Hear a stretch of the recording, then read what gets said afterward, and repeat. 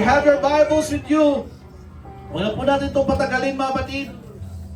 Praise God. Numbers chapter 13 verses 26 hanggang 33. They came back to Moses and Aaron and the whole Israelite community at the Kadesh in the desert of Paran. There they reported to them and to the whole assembly and showed them the fruit of the land. Verse 27, ito po ang sabi, they gave Moses the account. Ito po yung mga 12 spies na inutusan po ni Moses na tiktikan, manmanan o tingnan, i-ocular inspection, yung promised land sa Kanaan mga kapatid. At bumalik po sila. Ito po ang sinabi, they gave Moses this account. We went into the land to which you sent us, and it does flow with milk and honey. Here is its fruit. Ang sabi nila, galing kami doon, at nakita talaga namin na nag-uumapaw ang pulot at ang gatas. Marami sila nakita magandang bagay at sabi, here it is. At nakita po nila isa pusa na mangha sa kanila. Yung ubas po ay hindi kayang bitbitin ng isang kamay. Ang ubas po, na po pagka-describe ng Biblia, ito ay kailangan po ilagay sa bowl at bubuhati ng at least 2 tao. Ang sabi, here is its fruit. Verse 28, ito na. Sabi natin, but. Parang sinabi, ang ganda mo. Pero, yun na nakakatakot na sabihan ka ng pero. Ito na, but, the people who live there are powerful. And the cities are fortified and very large. Ang mga tao doon ay malalakas. At ang kanilang mga lungsod ay malalaki. Matataas ang mga wall, matitibay. We even saw descendants of Anak there. So yung mga descendant po ni Anak, mga higante po yun mga kapatid. 29, the Amalekites live in the Negevs. The Hittites, the Jebusites, the Amorites, the Stalactites, mosquito bites, the parasites. Nakatunog di ba? They live in the hill country, and the Canaanites live near the sea and along the Jordan. Ito yung report na negative. Matapos sinabing maganda, flowing ng honey and milk, maganda. Yung bat ang pumatay sa magandang balita. May mga taong malalakas doon, malalaki. Anak ni descendants ni Anak. Andun di mga nakalaban natin. In fact, the Canaanites live near the sea and along the Jordan. Yung Jordan River po, doon po sila tatawid para po makapunta sa Kanaan. Ang sabi ng mga nag-report, nandoon yung kalaban natin, nakaabang, doon sila nakatabi, nakatira. Amen. Ito naman ang bawi. Then Caleb silenced the people before Moses. Ang sabi ni Moses, nirebuke sila ni Caleb. We should go up and take possession of the land. We can certainly do it. Siguro sabi ni Caleb, kahit ano pa mang yan, pupunta tayo doon at ating i-occupy yung lupang pangako ng Diyos at we can certainly do it. Sabihin natin, we can certainly do it. We can certainly do it. Amen. So verse 13, may but ulit. But the men who had gone up, ito yung mga negative, with him said, we can't attack those people. They are stronger than we are. Hindi natin sila kaya. Diba? Eh ang tao pa naman, mas gustong makinig sa negative kaysa sa positive. That's right. Tama po, di ba? Parang ang sarap mag-capitalize sa negative na kwento kaysa sa positive na kwento kasi parang walang challenge pag positive eh. Amen? Praise God. 32. And they spread among the Israelites a bad report. Ikinalat na nila sa buong bansa ang bad report about the land they had explored. They said, the land we explored devours those living in it. All the people we saw there are of great size. Ang lahat ng tao nakita namin doon ay malalakas, malalaki. Hindi pa ganun lalaki ha, pa ganun. Amen? 33. We saw the Nephilims there, the descendants of Anak come from the Nephilim. We seemed like grasshoppers in our eyes. Para lang tayong mga tipaklong sa paningin nila. Take note of the word. We seem like grasshopper. Para lang tayong tipaklong sa kanilang mga mata. And we look the same to them. Praise the Lord. Along with those verses, kapatid, bago kayo mo po, daligo po kayo sa topic na nagsasabing, the giants in your mind. Ang mga higante sa iyong isipan. Let's bow our heads and let us pray. Purihin ka, Panginoon, sa pagkabasa ng iyong mga salita. Hallelujah. Ano man po ang mensahe mo sa amin. Kausapin mo kami, Panginoon, ayon sa pangangailangan ng bawat isa. Durugin mo, Panginoon, ang aming kayabangan. Wasakin mo ang aming pusong matigas sa umagang ito. At hayaan mo, Diyos, ang iyong mga salita ang tumusok, Panginoon, sa aming mga puso. Gamitin mo lamang, o Diyos, ang iyong alipin na maghahatid ng iyong mga salita. Sa ganang kanyang sarili, wala po siyang magagawa. Kung kaya't, Panginoon, samahan mo kami sa mga oras na ito. Pinupuri ka namin, Ama, pinapasalamatan at aming inaangkin ang tagumpay sa iyong matamis at makapangyarihang Jesus. Ang lahat ang magsabi, Amen. Amen. The giants in your mind. Palakpakan natin ang Panginoon, mga kapatid, at palaya na po kayo nakaupo, mga kapatid. The giants in your mind. Amen. Praise the Lord. One of the most overlooked books in the Bible contains the powerful lesson about faith, failure, and God's patience.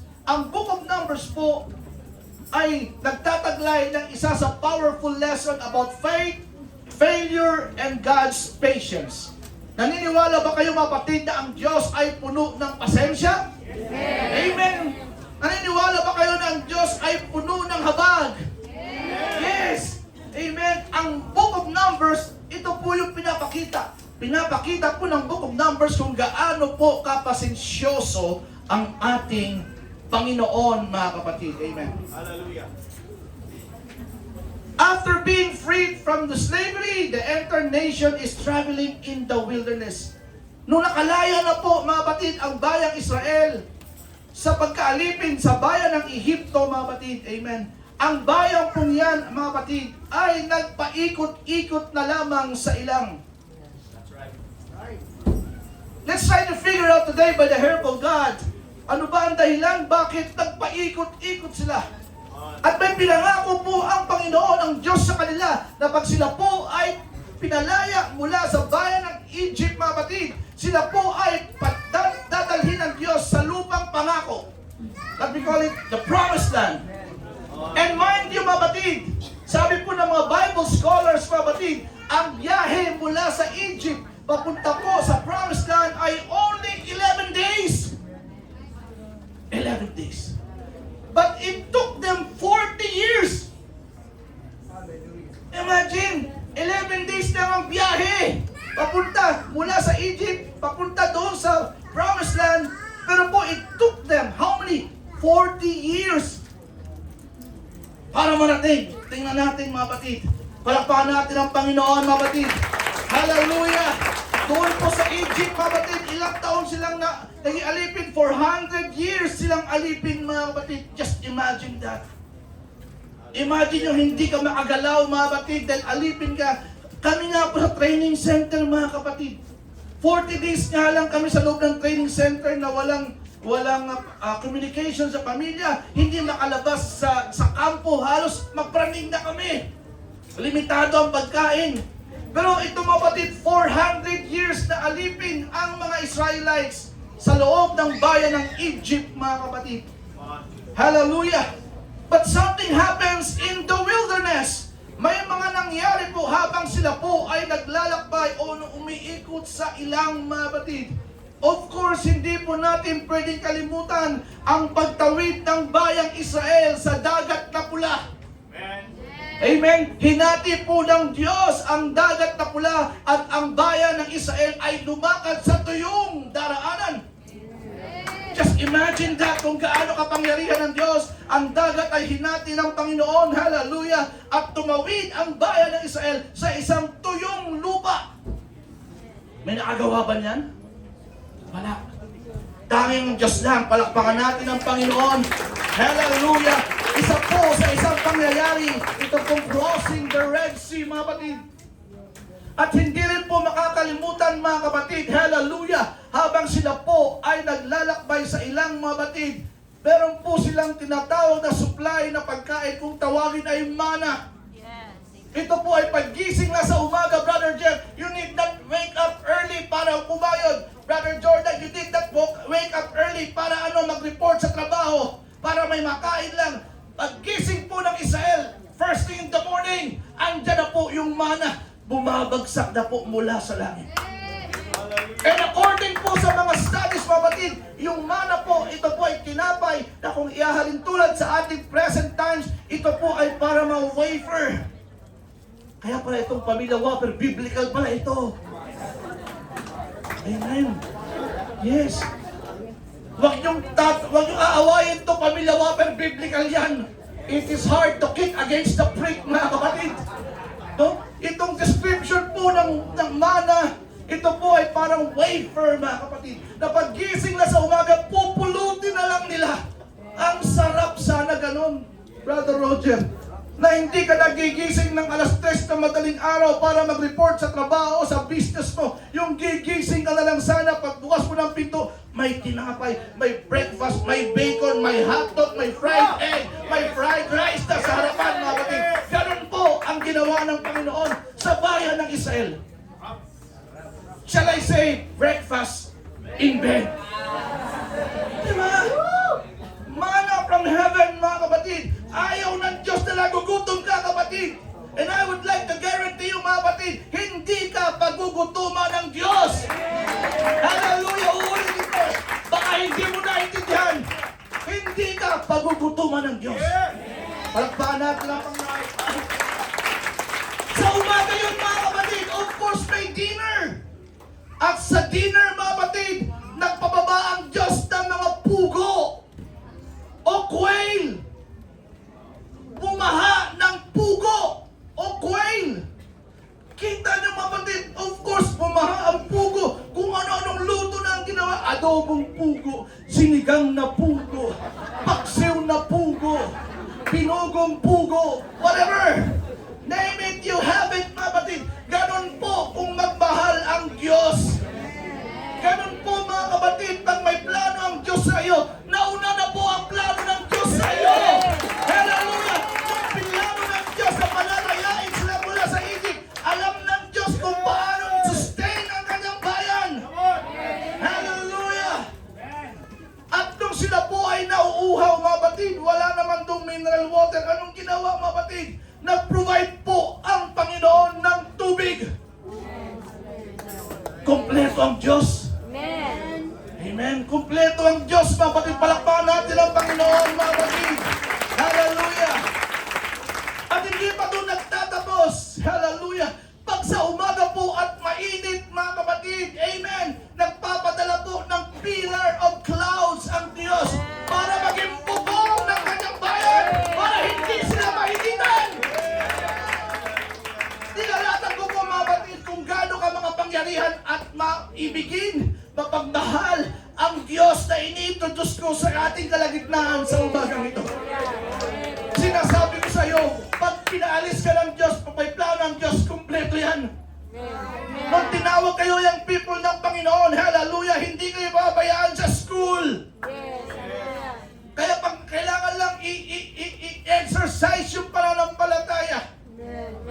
At hindi pa rin nagtatapos siya, mga kapatid, sa gabi, pag giniginaw po ang bayang Israel, nagpadala po ang Panginoon ng pillar of fire. And it works double thing, mga kapatid, hindi lang pampainit sa kanila, at the same time, meron po silang liwanag sa gabi. Salamat sa Panginoon. Gusto ko sa umagang ito na kung medyo umaandap-andap ang iyong pananampalataya sa Diyos, kung medyo umaandap-andap ang iyong pag-ibig sa Diyos, kung sumasama ang loob mo sa Diyos, sa dami ng iyong problema pinagdadaanan, sa umagang ito, buhayin ulit natin ang ating pag-ibig sa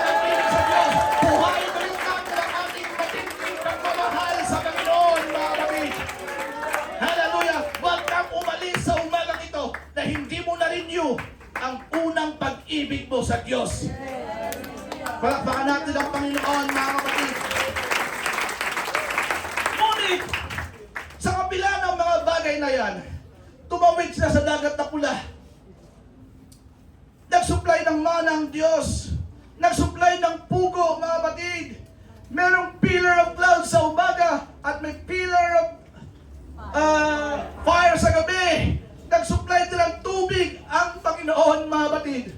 Subalit, ang kanyang bayan ay hindi po na kontento. May nagrereklamo pa din. Normal sa tao na pag may bagay na hindi magandang mangyayari, mas malaki ang porsyentong magreklamo kaysa balik tanawin kung gaano kabuti ang Diyos. Taas po ako nagrereklamo. Awag na. Normal. Tao tayo. Minsan nga walang internet, mainit ang ulo mo. Walang internet! Parang si Jolinda. Wala naman siya dito. Sa barracks po, mga kapatid, gumigising ako ng alas 3 na madaling araw. Maliligo na po ako. Nagme-message ako sa kanya. Good morning, babes. Maliligo na ako. Oh, diba? Kompleto, diba? Katatapos ko lang maligo. Morning, babe. Maya-maya, sabi ko, magpo-form na kami ng 4 o'clock. Nag-reply, nagising ako, sabi niya, mahina ang internet dito. Sabi ko, pampihira naman, good morning mo muna ako. Bad news agad ang hinatid mo sa akin, samantalang good morning ako sa'yo. Sana ganun, mga kapatid. No? Dalhin mo yung magandang balita sa partner mo. Sa kanino man, hindi yung nagka-capitalize sa sabi, okay, sige, babe, good morning. Diba?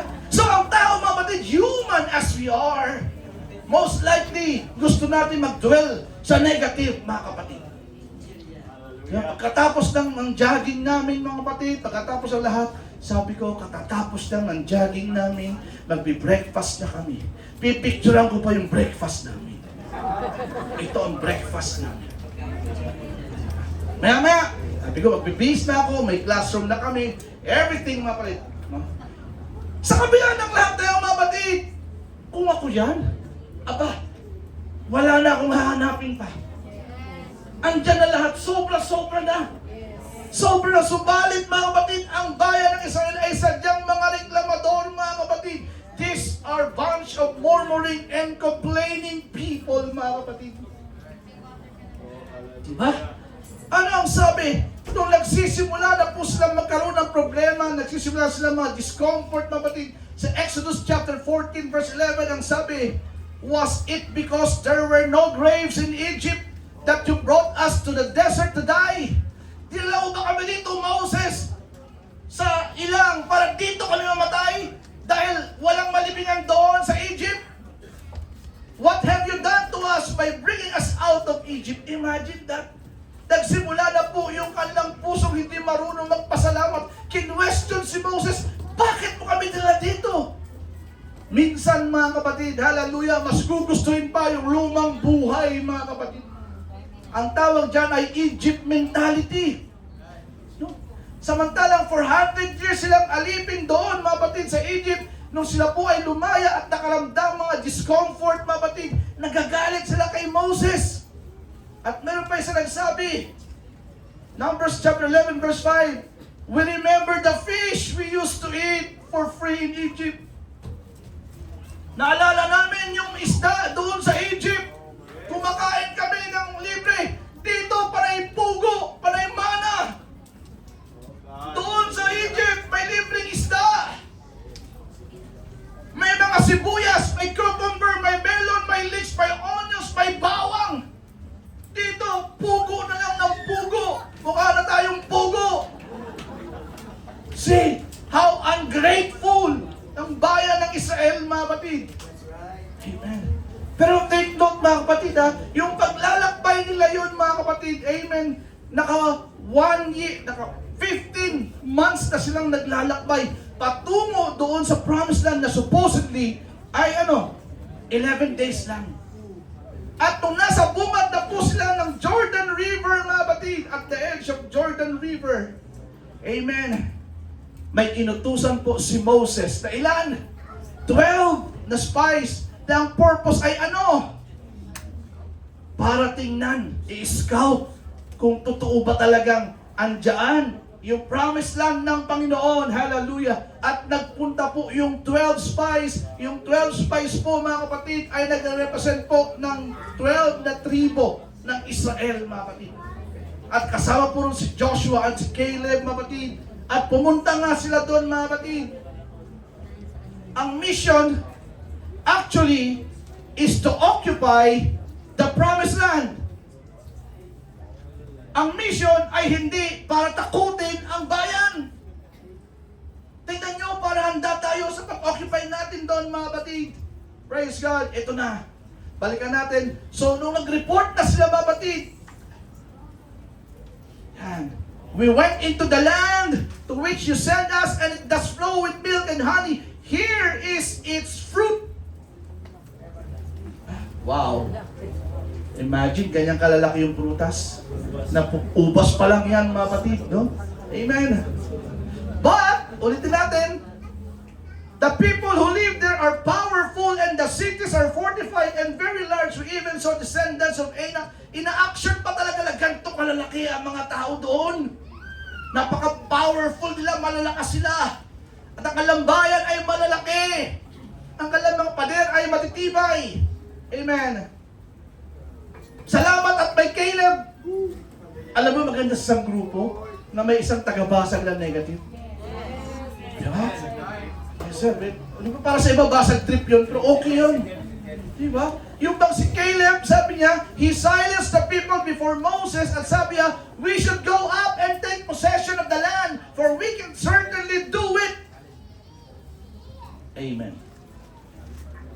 Nung nagsimula pong magplano ang church na mag-raise ng fund para po sa pagbili ng ating lupa, lote, para sa new church, kapatid, maaring may iba dito ang negative. No? Maaring may iba dito negative. Praise God. Pero mas marami yung positive, mga kapatid. At salamat sa Panginoon, nasa 1 million na bang ating pera, Ate Rudy? Malapit na. Malapit na. Pero kung hindi sinimulan yan, mga kapatid, amen, wala talagang masisimulan kasi hindi natin kakayanin bumili yan. Hindi kakayanin yan, pastor. Pero dahil lahat tayo positive, nagsisimula tayo. Palakpakan natin ang Panginoon, mga kapatid. Amen. But the men who had gone up with him said, we can attack those people. They are stronger than we are. Sa council, mga kapatid, pag nagme-meeting, pag may mga meeting na ganyan, mga proposed project, wala kang marinig na negative. Lagi kaya yan, pastor. Kaya yan, pastor. Pag-aaralan natin yan, pastor. Salamat sa Panginoon. Ganun po ang mga leaders ng church dito, mga kapatid. Wala pong negative thinker dito, mga kapatid. Lahat po positive. Kaya yan, pastor. Kaya natin yan. Pag-aralan natin yan. Amen. Praise God. Imagine, same city, nakita nila ng 12 spies. Same fruits. Mga prutas nakita nila, same. Yung 12 spies na yung mapatid. Same giant, nakita lang malalaki. Same giants. Pero, different conclusion. Yung 10 na nakakita rin ng kaparehong bayan, nakita lang kaparehong prutas, nakita lang kaparehong mga higante, iba po ang kanilang report. Subalit yung dalawang kapatid na nakakita rin ng ganyang bagay, iba rin po ang kanilang report, mga kapatid. Kagaya po nito, mga kapatid. Kung tatanungin ko kayo, how would you describe this glass? Is it half full or half empty? Yung positive thinking, sasabihin niya, that is half full. Yung negative thinker, sasabihin niya, that is half empty. Same glass, same water in it, but different conclusion, kapatid. Amen? So, nasa pag-iisip mo, kapatid, kung paano mo tatanggapin yung nangyayari sa buhay mo ngayon. Ako ba ay pinapahirapan ng Diyos? Ba't ganito nangyayari sa amin? Galit ba ang Diyos sa aking pamilya? Bakit para Sa iyo yan, kapatid. Yes, hallelujah. Ang lahat dito ay dumadaan sa pagsubok. Yes. Ang lahat dito ay dumaan sa hirap. Walang bago sa pagsubok sa atin dito, mga kapatid. Walang bago po sa minsan nawawalan tayo, mga kapatid. Pero it is how you handle it, kapatid. Praise God. Palakpakan natin ang Panginoon, mga kapatid. Same eyesight. Kaparehong paningin ang ginamit. Subalit different insight. Amen. Same eyesight. Pareho kayo tumingin doon. Tayo ka, Arjimson. Dito ka. Tayo ka dito. Tayo ka, please. Harap ka sa kanila. Tayo ka. Dito ka. Marlon, tayo ka. Bilisan. I-describe mo si Arjimson. Phil. I-describe mo si Arjimson. Guwapins. Describe yung pangkalahatan. Ano pa nakita mo kay Arjimson? Formal. Ano ba? Pakutin mo siya eh. Sige. Sabi niya yung kain mo sa animay. Ano ito? Balikan ka nga. Ang pogi. Okay, ikaw. Talented. Ha? Talented.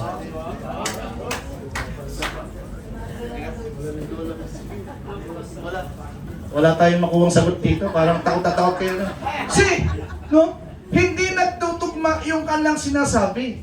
No?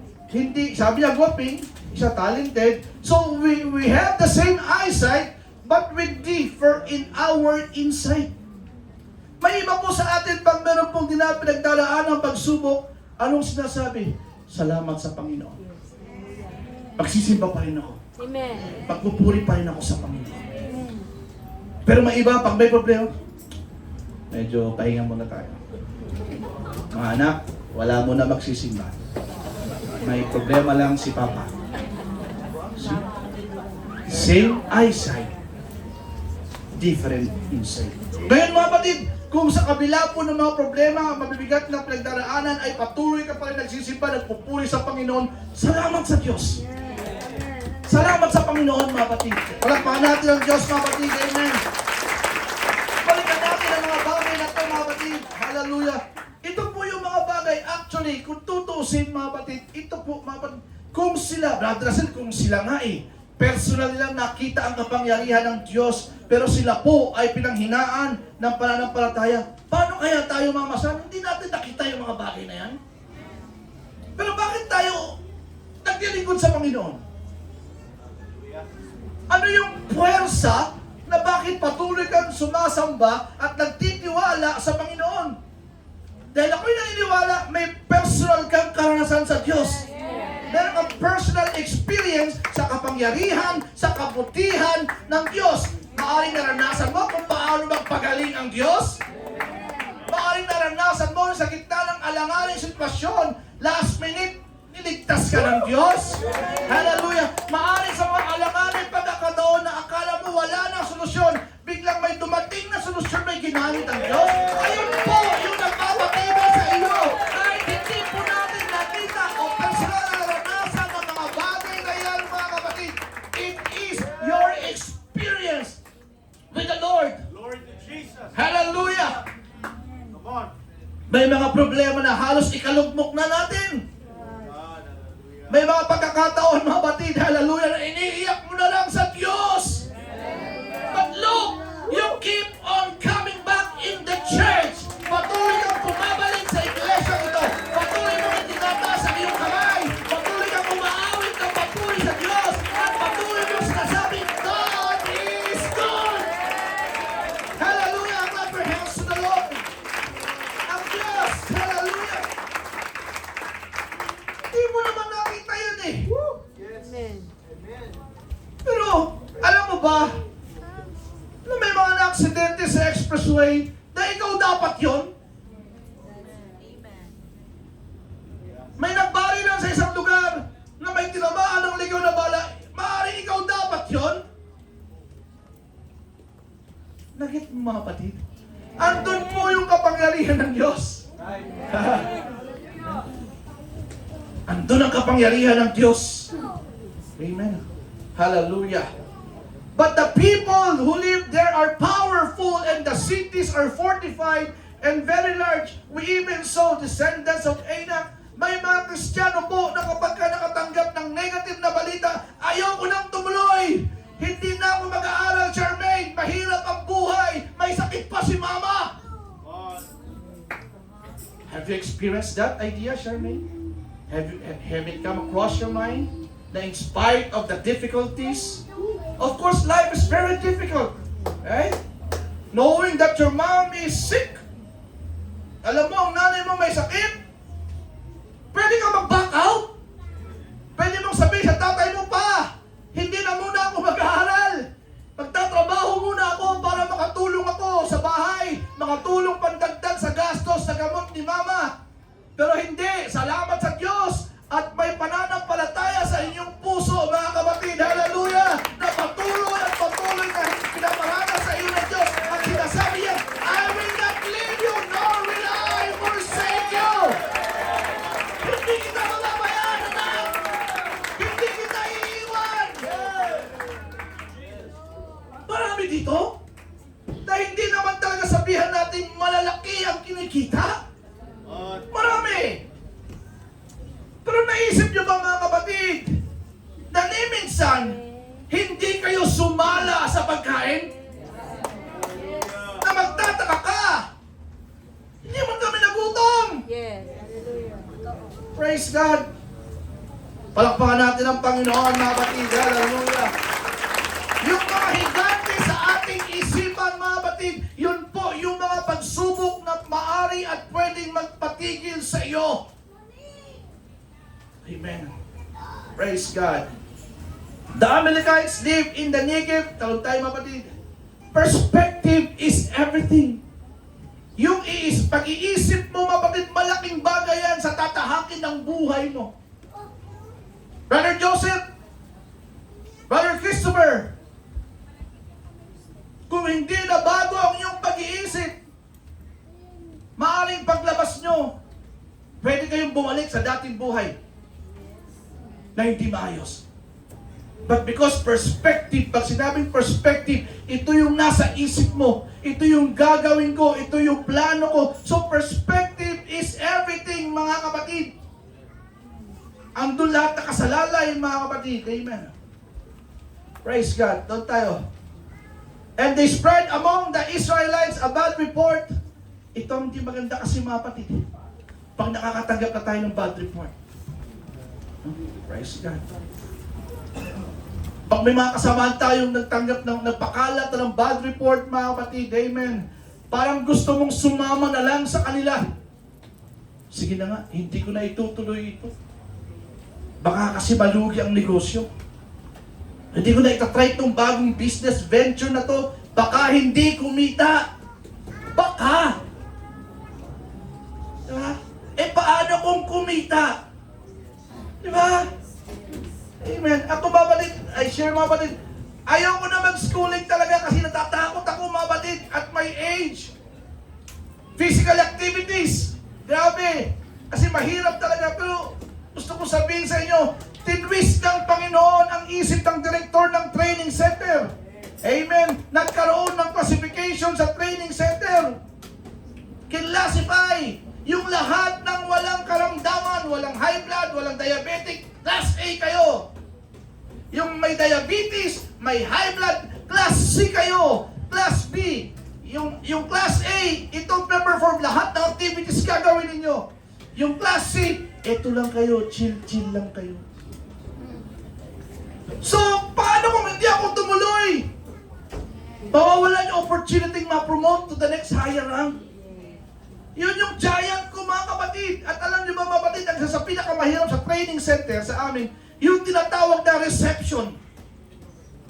Yung reception kasi, pagtabak mo sa training center, mga kapatid, mapahirapan ka physically, everything. Yun yung isa sa pinakamahirap. Pagdating namin doon, mga kapatid, pina-form kami.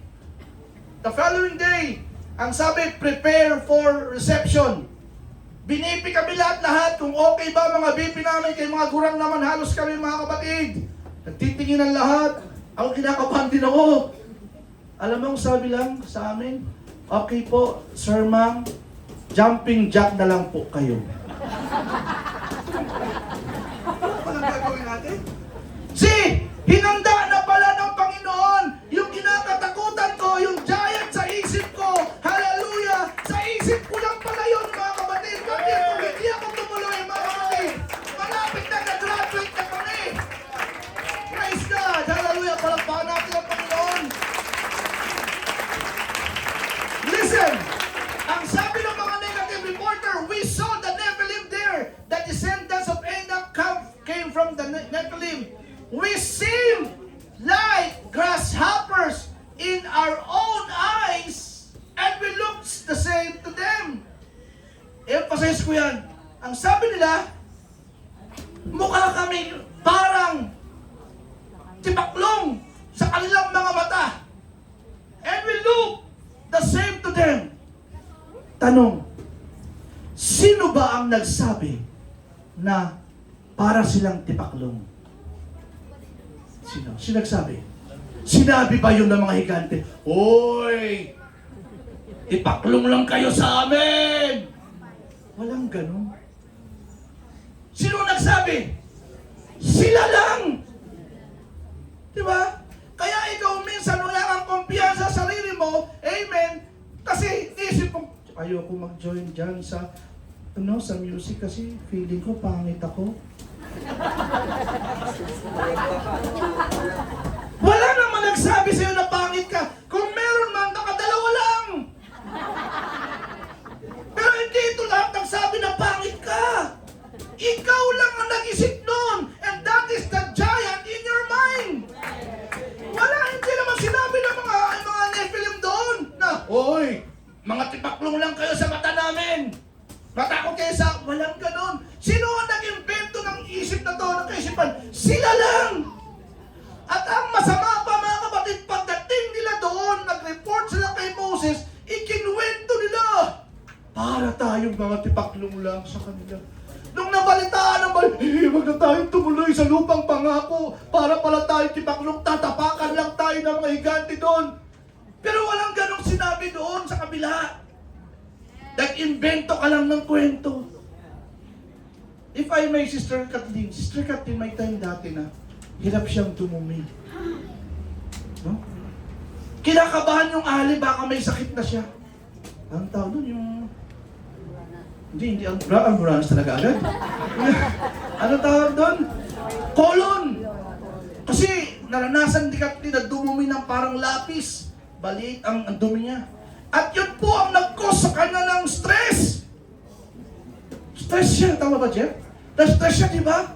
Until such time, sinabi naman na pa-check up si Kathleen, wala namang colon cancer or any evidence that would lead to colon cancer. Siya lang ang gumawa ng giant sa isip niya. Minsan masakit lang ang ulo mo. Na minsan natutuwa ka, susuka ka.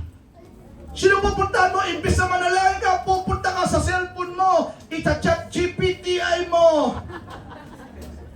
Headache. Reason for headache. Ibibigay lahat doon. May part doon, could lead to cancer. Brain tumor rather. May brain tumor ako? Imagine that, wala namang ganon. Ikaw ang nag-create nun. At dahil kinreate mo yun, mga kapatid, manghihina ang katawan mo. Mai-stress ka. Matutuluyan ka talaga sa ganyan. Na wala naman talagang dapat na ganun. Ikaw ang gumawa nun, mga kapatid. Nag-get niyo yung point, mga kapatid? Palakpakan natin ang Panginoon. Alam niyo, mga kapatid, sa usapin ng ganyan, itataas ko ang pangalan ng Panginoon sa buhay ni Mama San. Hindi niya po minamagnify yung sakit. Baka hindi alam mo. Diba? Baka hindi alam si Mama San, meron siyang may colostomy bag pa siya. Pero nagreklamo ba siya, mga kapatid? Ang hirap ng buhay ko. May bag ako dito sa gilid lagi. Wala, mga kapatid. It is what you think of, mga kapatid. Hallelujah! Hallelujah!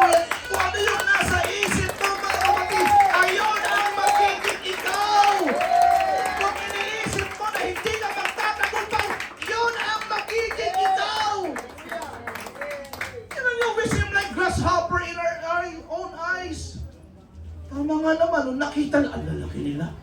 Tingnan mo, lalaki nila, oh. Siguro kita sila, no? Kita mo, lalaki talaga nila, oh. Para lang tayong tipaklong niyan. Para lang tayong tipaklong.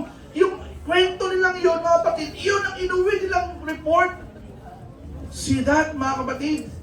Kaya mga kapatid, may kanta nyo, whose report will you believe? We shall believe in the report of the Lord. Whose report will you believe? We shall believe the report of the Lord. The report of the Lord says, I am healed. The report of the Lord says, I am good. The report of the Lord says, I am okay. The report of the Lord says, we are good.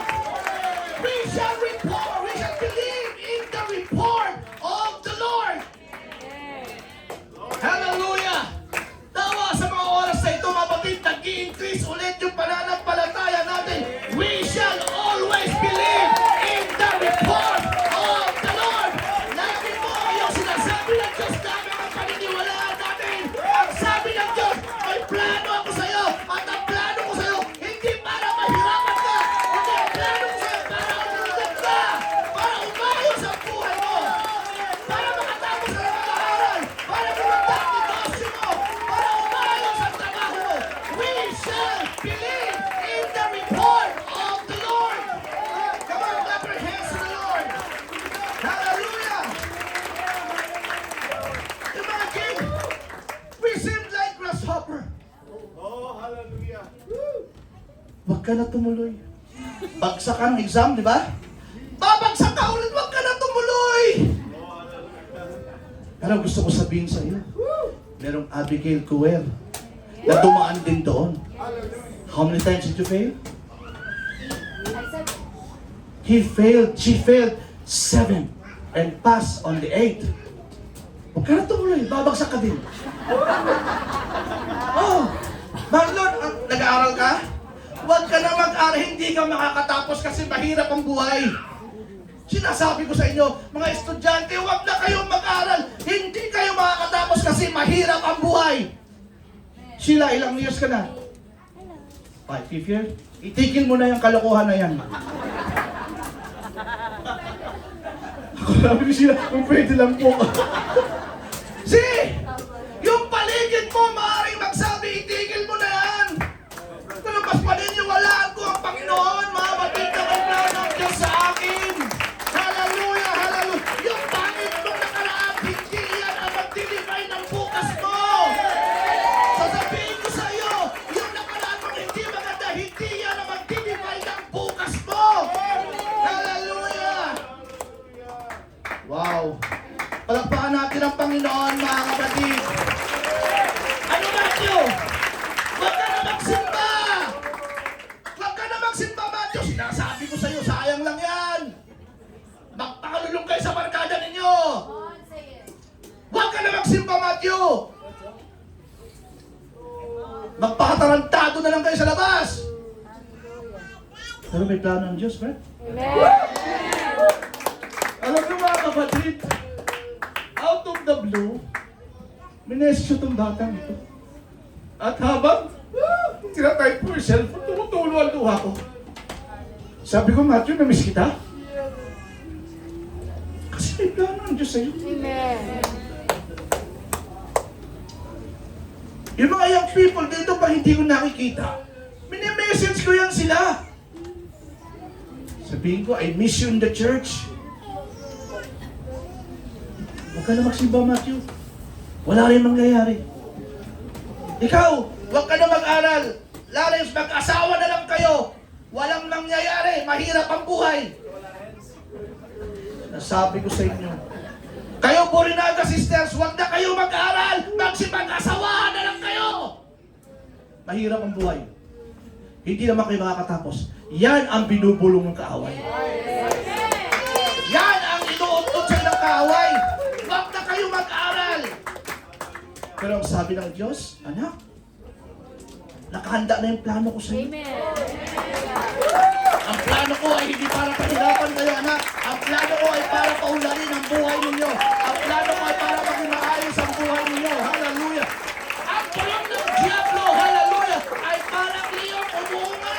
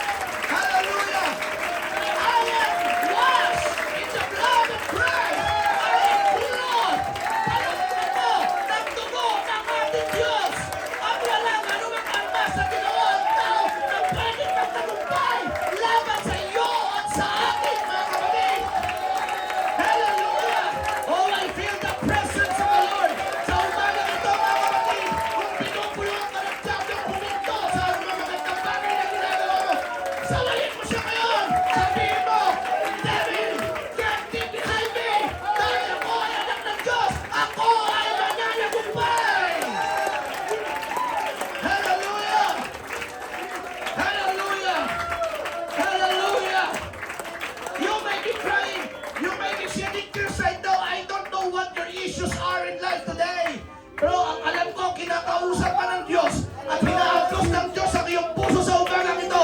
And the Lord is assuring and reassuring you and telling you, son, my daughter, everything is under my control. Hallelujah. Life may be hard. Maaaring mahirap ang buhay.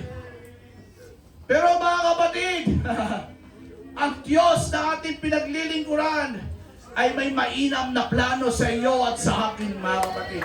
Palakpakan natin ang Panginoon, mga kapatid.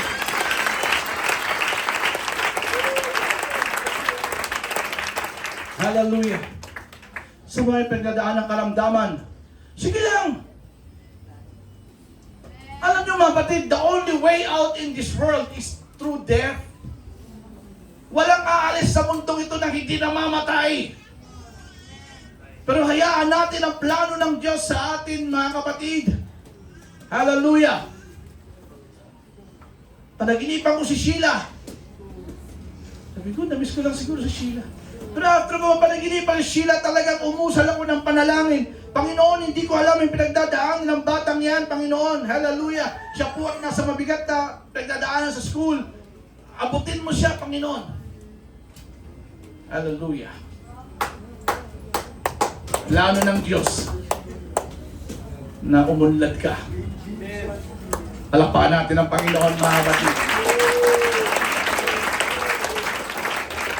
Hallelujah. Amen. Nung sinaway po sila ni Caleb, ang sabi ni Caleb, we should go up and take possession of the land, for we can certainly do it. Tuloy mo lang. Mahirap? Tuloy lang. Hindi naman tayo bago sa pagsubok eh. Amen? Hindi bago sa pagsubok. Praise God. Hallelujah. Numbers 14. Tingnan nyo. Sa sobrang pagreklamo ng bayang Israel, mga kapatid, nagalit po ang Diyos. Sa Numbers chapter 14, verse 26 to 27, ang sabi ng Panginoon kay Moses at kay Aaron, how long will this wicked community grumble against me? Hanggang kailan itong bayan na ito ay magreklamo laban sa akin? Sabi ng Panginoon kay Moses at kay Aaron, I have heard the complaints of these grumbling Israelites. Naririnig ko ang mga reklamo ng mga bayan ng bayan kong ito. Hanggang kailan sila magreklamo? Siguro sabi ng Panginoon, ibinigay ko na ang lahat. Nagreklamo pa din. Ikaw ba, ano ba reklamo mo sa Panginoon? Meron pa bang kulang ang Diyos? Let's see. Tingnan nyo. Ang sabi ng Panginoon kay Moses at kay Aaron, so tell them, sabihin nyo sa bayan, as surely as I live, declares the Lord, I will do to you the very thing I heard you say. Sabi ng Panginoon, in this wilderness, your bodies will fall. Sa ilang na ito, mamamatay kayo. Every one of you na may edad 20 years old pataas, na mga nagsipagreklamo laban sa akin, mamamatay. And that is the reason why it took them 40 years, mga kapatid. At alam niyo ba yung generation na yun, mga kapatid, na nakatakas mula sa Egypt, unti-unti pong pinatay ng Panginoon yun. Dahil ang gusto ng Diyos, pag pumasok sa promised land, ay mga Israelites na hindi na nagreklamo. I-apply natin sa buhay natin. Dumadaan ka sa pagsubok, dumadaan ka sa hirapan, normal yan. Okay lang yan. Dapat na pagtagumpay na dahil gusto ng Panginoon. Pag tunog ng trumpeta ng Diyos, mga batid, hallelujah, walang reklamador sa langit. Walang grumbling sa langit, mga batid. Amen. Yun ang gusto ng Diyos. Kaya ang sabi ng Panginoon, lahat ng 20 years old pataas, lahat ng nagreklamo laban sa akin, mamamatay. Panginoon na nagsabi niya. Look at this. Ito mabigat. Not one of you will enter the land I swore with uplifted hand to make your home, except Caleb, son of Jephunneh, and Joshua, son of Nun. Nandyan ba si Moses? Wala. Kapatid, apply natin sa buhay natin. Hindi ito patagalan ang paglilingkod sa Panginoon. Si Moses, grabe ang participation niya sa paglaya ng bayang Israel mula sa Egypt, kapatid. Pero nandiyan ba siya? Not one of you will enter the land I swore with uplifted hand to make your home, except Caleb, the son of Jephunneh, and Joshua, son of Nun. Dalawa lang po ang sinabi ng Biblia. Very explicit. Si Caleb lang at si Joshua. Pero tingnan niyo mga kapatid, nung namatay na mga kapatid, ang lahat ng generation na yan, at namatay na si Moses, would you believe mga kapatid? Si Moses, hindi po nakapasok sa promised land. Pero mga kapatid, dinala siya ng Panginoon sa mataas na bahagi ng bundok. Ipinakita lang sa kanya. Siguro si Moses ang sama-sama ng Lord. Lord, naghirap ako sa bayan na ito. Pinakita ng Panginoon, yan ang bayan, pangako ko sa inyo. Pero Moses, hanggang tingin ka na lang. Hindi ka makakapasok doon. True enough. Bakit na kapatid? Di ba may eksena doon sa Bible? Na sobrang galit ni Moses doon sa bayan na ang instruction ng Panginoon sa kanya, kausapin niya yung bato para magbuga ng tubig. Ang ginawa niya, pinalo niya po yung bato. Andun yung galit niya. Because of that, mga kapatid, hindi po siya nakapasok sa lupang pangako. Uulitin ko, yung mga matatagal na sa paglilingkod sa Panginoon, huwag po kayong makumpiyansa. Hindi po ito patagalan. Brother Russell, World War II pa ako, believer na ako eh. Inaabot ko pa yung pag-aaway nila Lapu-Lapu tsaka ni Magellan. Diba? Nakita ko pa nga kung saan bumili ng pako itong mga Romano nung pinako si Jesus Christ eh. Diba? Hindi po patagalan ang paglilingkod sa Panginoon, kundi pagandahan po ng Espiritu. Yes. Amen. Kaya kayong mga matatagal na sa Panginoon, reviewin po natin ang ating unang pag-ibig sa Panginoon. Baka na may wala na yan. At kinaiingitan mo na yung mga bagong tubo na sila na po ang ginagamit dito sa pulpito at iisipin mo pa, malakas lang yan kay Pastor. Siyempre, kapatid ni Pastor si Abby. Kaya si Abby ina-appoint yan sa ministry. Ito, malalakas lang kay Pastor yan. Wala ka dyan. Hindi po, wala pong palakasan dito. Pagandahan po ng Espiritu dito. Yes. Kung ayaw mong mawala sa limelight, pagputihin mo. Make it first class. Sabi nga ni Pastor, Pastor Sabala, make your service to the Lord first class. Pagputihin mo. Sabi na, magtapos na batid. But look at this.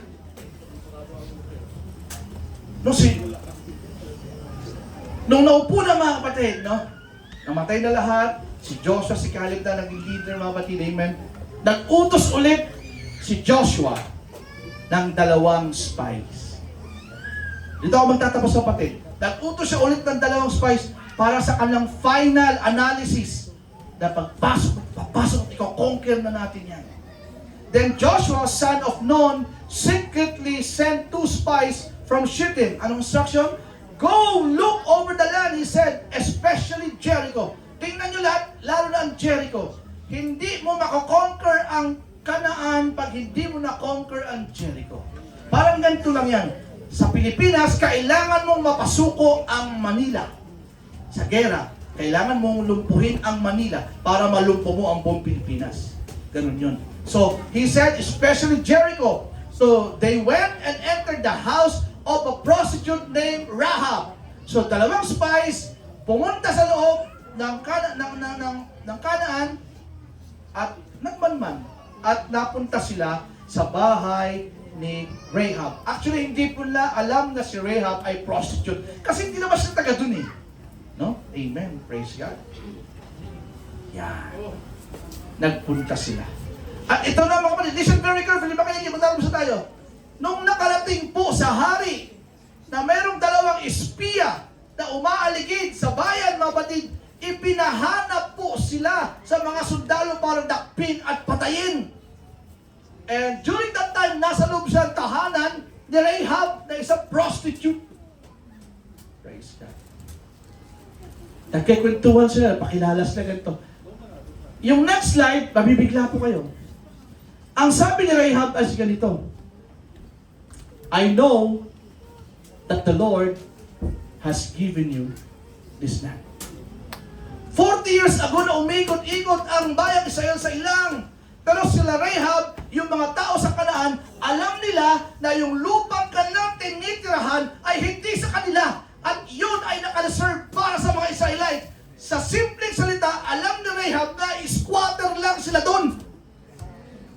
Si Rahab, sabi niya sa dalawang spies, alam ko na ang lupang to ay binigay na sa inyo ng Diyos. And that a great fear, listen to this, of you has fallen on us. At alam nyo ba na kami, na taga dito, kasama yung mga Nephilims, yung mga higante, ay takot kami sa inyo. Nakuha nyo? Oh, hallelujah. Itong mga higante pala ay takot sa mga Israelita. Itong mga Israelita takot sa mga higante. Di ba? See, the giant actually ay nasa isip lang ng bayang Israel. Itong mga higante pala takot sa mga Israelita. Sabi niyan, our great fear of you has fallen on us, so that all who live in this country, take note, are melting in fear because of you. Lahat kami dito ay natutunaw sa takot dahil sa inyo. Actually, iniintay na lang namin isang araw na lulusubin nyo kami. Ito namang Israelite, wag tayo pumunta doon, nakakatakot doon, malalaki sila. Ito namang diba? Parang ito yung mga taga Kanaan, yung higante. Sana mga higante, sana wag silang dumating, nakakatakot ang mga Israelites. Ito mga taga Israel naman, wag tayo pumunta doon kasi higante, nakakatakot sila. Para tayo mga tipaklong sa kanilang paligid. Sila? Nagiget yung kwento, mga kapatid. Yung takot, nasa isip lang pala ng Israel, mga kapatid. Amen. At ito pala mga higante na doon sa Kanaan ay natutunaw sila sa takot. Bakit? Emphasize natin yan. All who live in this country are melting in fear because of you. Actually, natatakot kami sa inyo. Bakit sila natatakot, mga kapatid? Praise God. Ito why we have heard how the Lord dried up the water of the Red Sea for you when you came out of East Egypt. Bakit sila natakot, mga kapatid, sa mga Israelita? Kasi narinig nila, sabi diyan, kung paano ang Diyos nyo ay tinuyo ang dagat na pula nung kayo ay lumabas mula sa Egypt. Hallelujah! And what you did to Sihon and Og, the two kings of Amorite, may mga kwento kami narinig na wala kayong naging defeat. Na may Diyos kayong mga pangyarihan, kaya takot na takot kami sa inyo. Woo! Hallelujah. Yan o. Actually, narinig namin 40 years ago na kayo ay lumakad sa tuyong lupa ng dagat na pula. Narinig din namin yung kwento na kayo ay pinapakain ng mana araw-araw.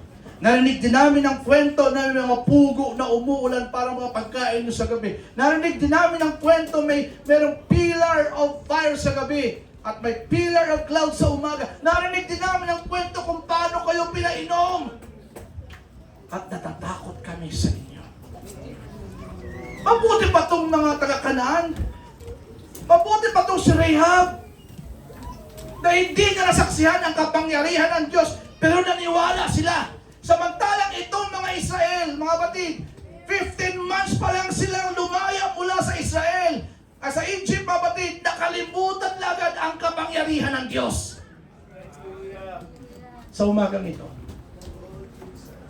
maalala mo ba kung paano ka hindi pinabayaan ng Diyos? Maalala mo ba kung kailan ka iniwan ng Diyos? Sige nga po. Praise God. Malapit tayo magtapos, mga kapatid. Si Rahab, Hindi nakita yung mga bagay na yan.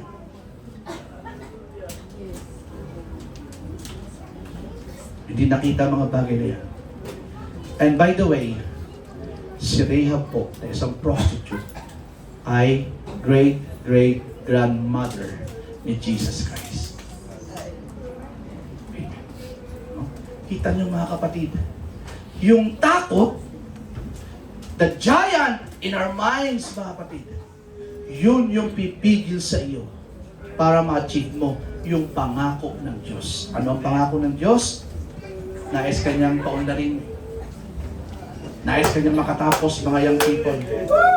Nais kang gumanda ang negosyo mo. Nais kang pagalingin ng Diyos. Nais ng Diyos ayusin ang pamilya mo. Nais ng Diyos